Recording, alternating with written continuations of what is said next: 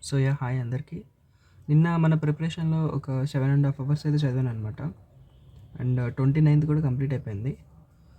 ఓబీజీకి ఇచ్చిన మనం 5 డేస్‌లో కూడా 4 డేస్ అయితే కంప్లీట్ అయిపోయాయన్నమాట. ఇవాళ ఫిఫ్త్ డే. అండ్ నిన్నటితో గైనీ కంప్లీట్ అవ్వాలని మనం అనుకున్నాం. సో, గైనీలో అరౌండ్ ఒక 80% అయితే నేను చదవగలిగాను. మిగతా 20% ఉండిపోయింది కొంచెం. అండ్ ఇంతకుముందు ఆప్స్‌లో అయితే ఒక 70% దాకా మనం కంప్లీట్ చేసుకున్నాం.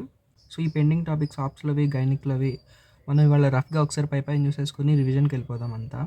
అండ్ ఆప్స్‌లో అయితే నాకు ఈ టాపిక్స్ మిగిలాయన్నమాట. Ectopics, abortions, drugs, C section మొన్న అనుకున్నట్టు.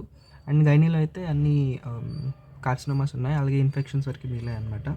ఇవి మనం రఫ్‌గా ఇవాళ పైపైన చూసేసుకొని, అలాగే మనం కంప్లీట్ చేసిన సిలబస్ అంతా కూడా ఇవాళ రివైజ్ చేసుకొని ఆహ్, పీవైక్యూస్‌కి వెళ్ళిపోదాం అనమాట.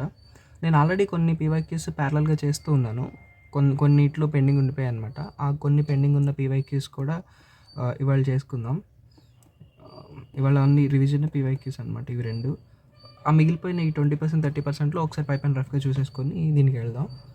అండ్ ఇవాళతో ఈ ఓబీజీ కంప్లీట్ అయిపోతే నెక్స్ట్ రేపటి నుంచి కూడా మనం సర్జరీకెళ్దాం.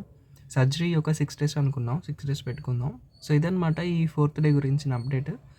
రేపటికి మనం ఓబీజీ కంప్లీట్ చేసేసుకొని 30th డే రోజున ఎల్లుండి నుంచి సర్జరీకెళ్ళిపోదాం.